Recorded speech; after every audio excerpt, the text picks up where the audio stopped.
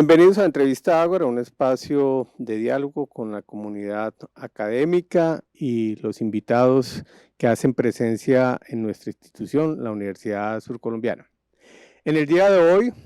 se desarrolló un importante evento acá en nuestro campus. Fue la primera audiencia mm, de un grupo de representantes a la Cámara eh, responsables de presentar una reforma a la Ley 30 o una reforma a la Ley de Educación Superior. Entonces, en este momento contamos con la presencia del representante de la Cámara por Bogotá, Gabriel Becerra, que hace parte del pacto histórico, y también pues de la bancada de gobierno, quien hace parte de ese grupo que presentó este proyecto de reforma. Representante Becerra, bienvenido a este espacio de Ágora Surcolombiana y cuéntanos un poco la impresión luego de este trabajo de audiencia que se hizo aquí en las Ágoras de la Universidad Surcolombiana. Fernando, un saludo muy especial también a la audiencia. Pues estamos muy contentos como representantes, como congresistas que asistimos el día de hoy a esta primera audiencia porque hemos logrado cumplir los objetivos que nos trazamos. Hemos presentado junto con Ariel Ávila, junto con Jennifer Pedraza y con el respaldo de un número considerable de congresistas, tanto de Senado como de Cámara, una propuesta de reforma a la Ley de Educación Superior, a la Ley 30 de 1994, que representa un anhelo de muchas generaciones del movimiento estudiantil y universitario. Por lo tanto, no estamos simplemente frente a una tarea legislativa, sino como frente a la materialización de un anhelo, digamos, de muchas generaciones y de nosotros mismos que hemos sido dirigentes estudiantiles. Quisimos hacerla acá porque la reforma universitaria, que exige cambios en muchos componentes de la universidad colombiana actual, que tiene problemas de democracia universitaria, porque realmente las decisiones de la universidad se toman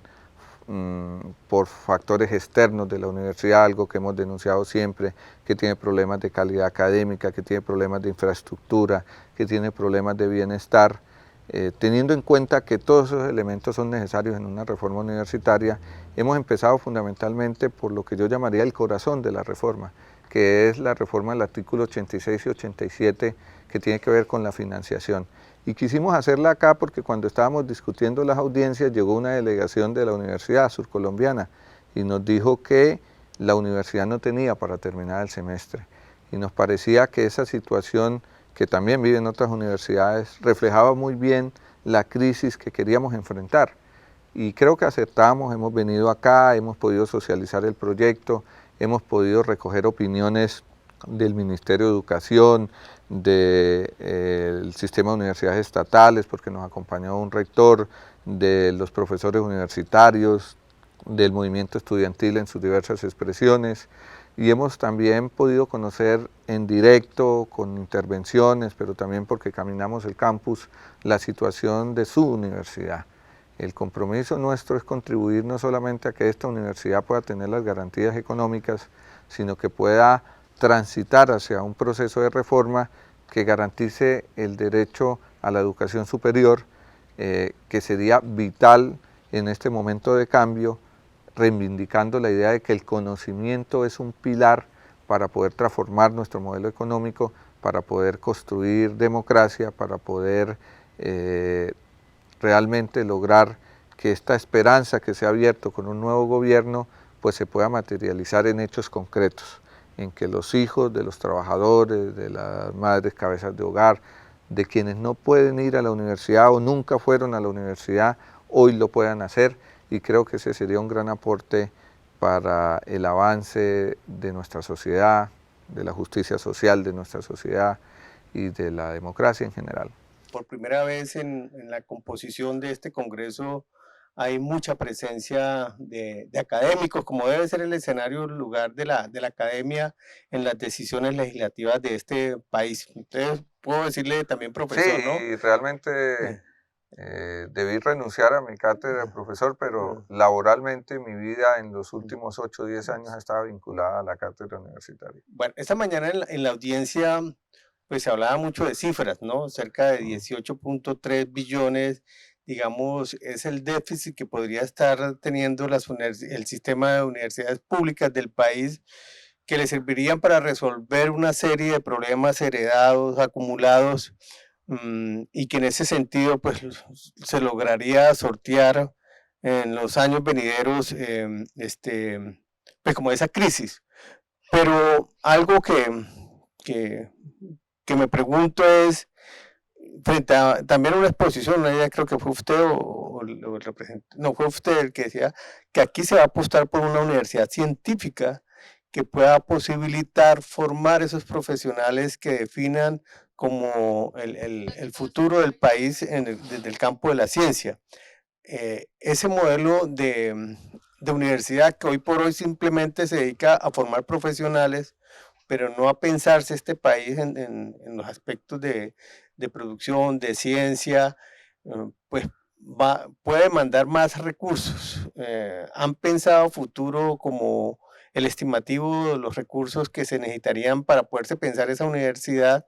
con esas características de una universidad científica y no tanto para formar profesionales? Fernando, realmente la pregunta que me haces implica varias reflexiones. En primer lugar, la reforma del artículo 86 y 87 de la financiación conlleva una concepción también de cambiar el enfoque con el cual la universidad ha venido funcionando. La universidad fundamentalmente durante los últimos 30, 40 años, y en ese marco está la Ley 30, es una universidad que está en función fundamentalmente del mercado, ¿no? De producir un tipo de profesionales que responda a esas necesidades, y eso ha hecho que la universidad entre en crisis también, que la universidad no responda a las necesidades de la nación y que la universidad se afirme fundamentalmente como un servicio que lo puede prestar un particular o lo puede prestar el Estado. Nosotros pensamos, dentro de la concepción, entre otras cosas, que ha planteado el presidente de la República para poder promover una transición y un cambio económico, político y social en la sociedad colombiana, que como él dice, hay 3 pilares por lo menos, ¿no? Usted necesita para avanzar un espacio que es la democratización del territorio agrario, con una reforma agraria o urbano. Usted necesita un capital, pero usted necesita un conocimiento, ¿no? Y ese conocimiento tiene que producirse en las universidades. Y las universidades tienen que tener la posibilidad de ser no un servicio, sino un derecho para la mayoría de jóvenes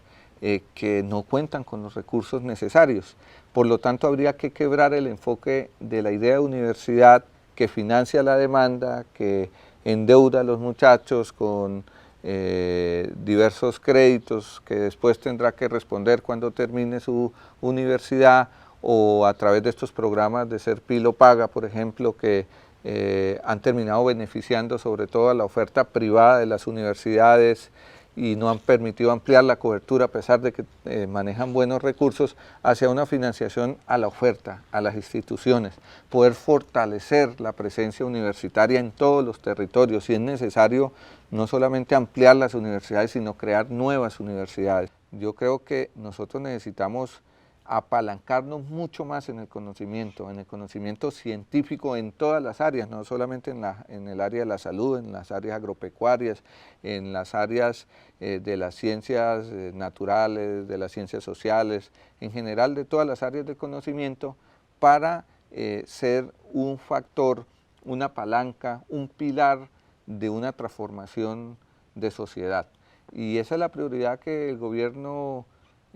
actual quiere empujar, digamos, que quiere abrirle espacio, y nosotros lo que queremos en concreto es empezar por pagar la deuda, ¿no? La deuda histórica. El proyecto prevé la creación de un fondo. Es imposible con la actual crisis fiscal pensar que el Estado hoy mismo puede suplir el déficit de los casi 18 billones de pesos, no podría. Lo que nosotros proponemos es la creación de un fondo que permita ir recuperando ese déficit, ir superando las inequidades que hay al interior del sistema y de esa manera pues ir fortaleciendo un sistema público, estatal, de universidad como derecho. Y esta mañana en la audiencia escuchaba como que se va a tener en cuenta, porque como se trabaja mucho sobre las cifras, entonces que si una universidad no está, digamos que acreditada, entonces asimismo no va a recibir los presupuestos. Y claro, una universidad que está, digamos, en las principales ciudades donde hay mayor desarrollo, pues va a tener unas posibilidades de acreditación frente a una que está en región. Entonces creo que eso ustedes lo han trabajado para que nos explique, pero después de ir a unos anuncios institucionales, para que nos hable un poco cómo este equipo de bancada, exacto, para garantizar que a un desarrollo equilibrado o con equidad o con principio de equidad de todo el sistema universitario, sobre todo de las que están en región. Entonces, vamos a unos anuncios institucionales y ahí encontraremos la respuesta del representante Gabriel Becerra.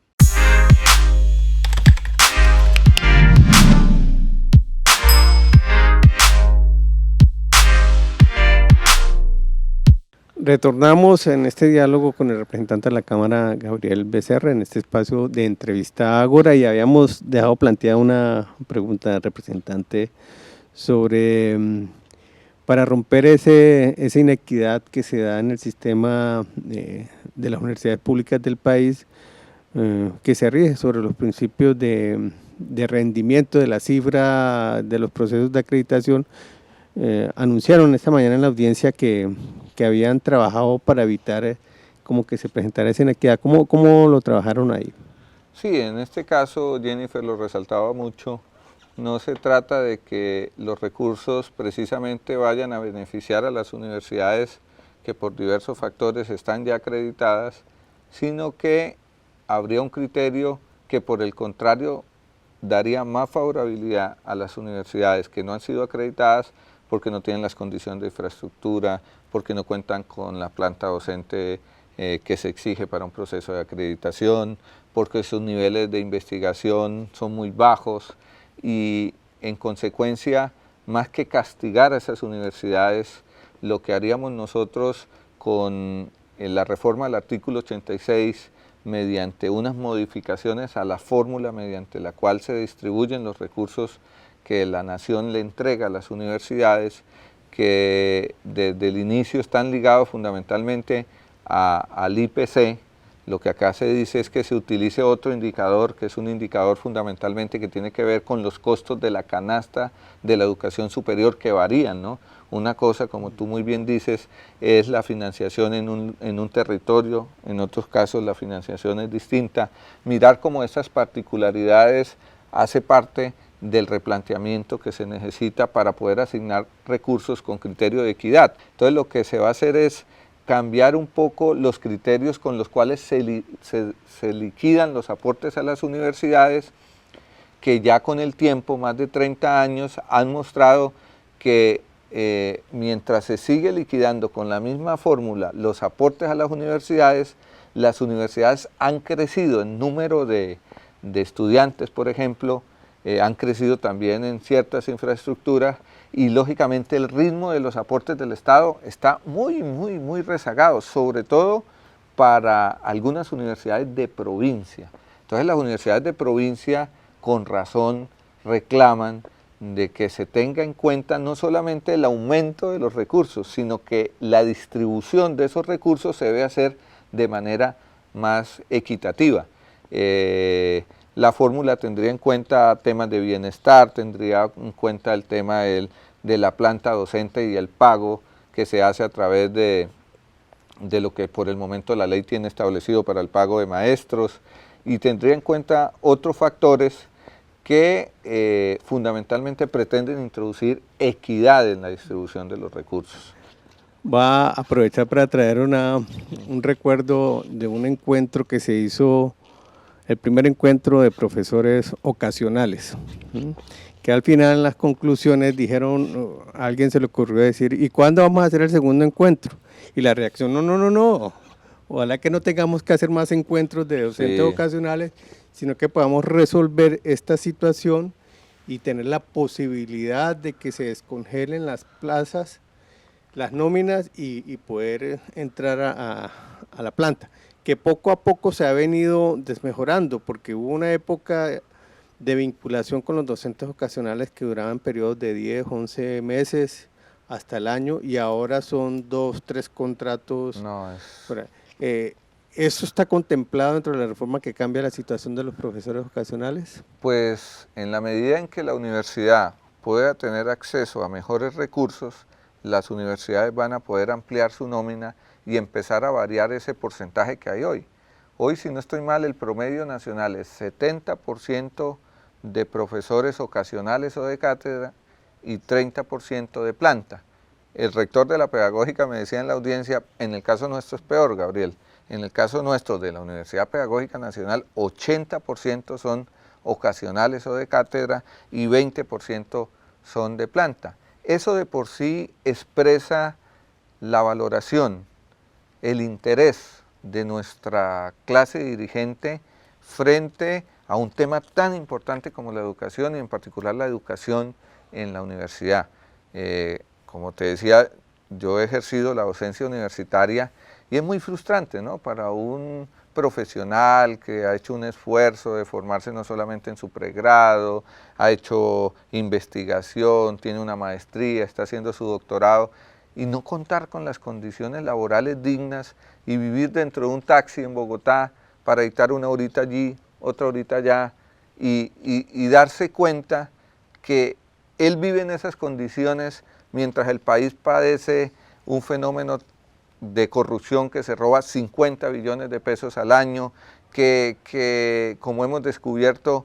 parte de los recursos fundamentalmente se dedican a la guerra, a fortalecer ese tipo de instituciones militares, a pagar la deuda, y no hay una prioridad social. Yo lo que les quiero decir a los colombianos, a los huilenses, a la comunidad universitaria, es que tenemos el propósito de que las prioridades empiecen a cambiar, que sea más importante garantizar el derecho a esos profesores que viven en esas circunstancias, que son la mayoría, porque también a ratos algún congresista me decía, no, pero es que no vale la pena darle más recursos a las universidades porque hay un poco de profesores que son unos privilegiados, etcétera, etcétera. Y yo le preguntaba, ¿usted tiene las cifras de cuántos profesores pueden tener unas condiciones laborales mayores a las del promedio de los profesionales en Colombia, producto de una reglamentación que seguramente habrá que ajustar, habrá que revisar con los profesores? Pues realmente es mínima con relación al universo de los profesores. Entonces yo sí aspiro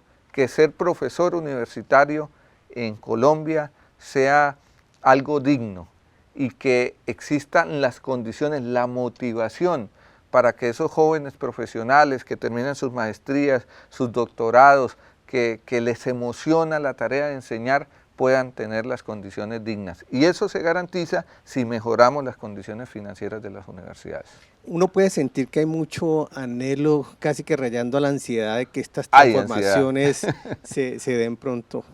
en los colombianos, pero principalmente en los jóvenes y en la población universitaria. Y digamos que de alguna manera se han concentrado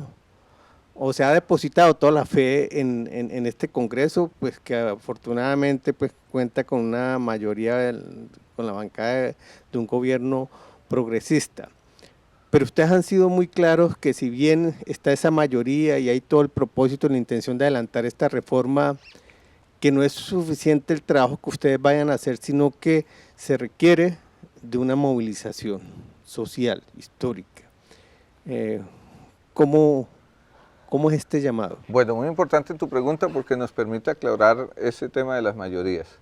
Realmente las fuerzas nuestras del pacto histórico son las más grandes que haya tenido un proyecto progresista y de izquierdas en la historia de Colombia. Tenemos 20 senadores, tenemos 30, 33, en algunos casos con unos aliados representantes a la Cámara, pero no somos mayoría. Para ser la mayoría, el presidente ha convocado eso que ha llamado un gran acuerdo nacional. Incluso sectores que no votaron por el presidente hoy hacen parte de la bancada de gobierno, por diversos factores de la política, también de la política tradicional. El presidente ha dicho algo que es bueno que los colombianos conozcan. La coalición mayoritaria se justifica si hay reformas. Si no hay reformas, esa coalición seguramente se puede romper, porque la participación en el gobierno no puede ser solamente con la expectativa de participar de la burocracia, de los presupuestos. No, la participación en el gobierno tiene que ser sobre la base del cumplimiento del programa de gobierno y del plan de desarrollo que vamos a empezar a construir a través de esta movilización social y de estos diálogos incidentes. Entonces, Fernando, no tenemos propiamente la mayoría, hemos construido una mayoría con unos aliados que van a estar a prueba si son coherentes con la juventud, no con nosotros, con esos jóvenes que no pueden ingresar a la universidad, que no tienen condiciones, que nos decían aquí en el Ágora, no tenemos la ficha para el almuerzo, hoy me quedé sin la ficha para el almuerzo, no hay bienestar, que nos decían la universidad realmente no puede seguir siendo un instrumento de la política tradicional, aquí los políticos utilizan la universidad y la planta de contratación está más dedicada a otras cosas que a la academia, cosas que escuchamos en todo el país. Aquí lo que necesitamos, y tú lo dices muy bien, es que se entienda que hay una voluntad política para priorizar un enfoque diferente frente al tipo de la universidad que tenemos, desmontando estas lógicas mercantiles dentro de la universidad. Hay una bancada en el Congreso que en el caso de algunos no solamente tenemos el compromiso, sino el corazón puesto en esto porque aprendimos de la lucha estudiantil, pero sin la presencia de los universitarios no va a haber reforma universitaria. Como no va a haber reforma campesina si no están los campesinos, no va a haber reforma laboral si no están los trabajadores en la pelea. Si la gente cree que es solamente una tarea de allá arriba de Bogotá, de la Casa de Nariño, del Congreso, pues sencillamente la reforma puede ser burlada. Lo que nosotros estamos haciendo con el inicio de esta audiencia es iniciando una movilización en todo el país para mejorar el proyecto, pero también para garantizar que el gobierno y que la clase política cumpla. Hemos hablado con el ministro de Educación, con el doctor Alejandro, ha dicho, ese es un compromiso, vamos a trabajar por el mejoramiento de las condiciones económicas. Hoy le anunció a la Universidad Surcolombiana que va a poder terminar su semestre porque viene el pago de lo que se le adeuda, pero ese no puede ser el caso de todos los años, pues peleando para que le cumplan, no. Necesitamos que eso deje de ser así y por el contrario crezca el presupuesto para que nadie más nunca nos diga en un ágora que no tiene dónde ir a almorzar o que no se quedó sin el almuerzo, sin las condiciones necesarias para poder tener las garantías de estudiar pues con el estómago lleno y con la capacidad mental que exige cumplir una labor intelectual. Yo sé que podríamos abordar más temas, pero tenemos el tiempo, entonces agradecerle nuevamente por este diálogo y espero que podamos a futuro tener otros encuentros para hablar de otros aspectos que se puedan desarrollar en estas reformas. Muchas gracias, Fernando, por esta oportunidad y una invitación a quienes nos ven. Creo que es justo poder darnos la oportunidad de que nuestros hijos, las futuras generaciones, puedan ser profesionales universitarios, porque nosotros necesitamos que ese conocimiento, esas mentes, ayuden a cambiar este país. Necesitamos que la universidad, como decía el maestro Antonio García, sea la conciencia crítica de la nación y a la vez sea un pilar fundamental de la transformación que queremos hacer durante este periodo. Bueno, muchas gracias, representante Becerra, y a ustedes, seguidores de Entrevista Ágora, también muchas gracias por estar ahí siguiéndonos y nos veremos en un próximo Entrevista Ágora.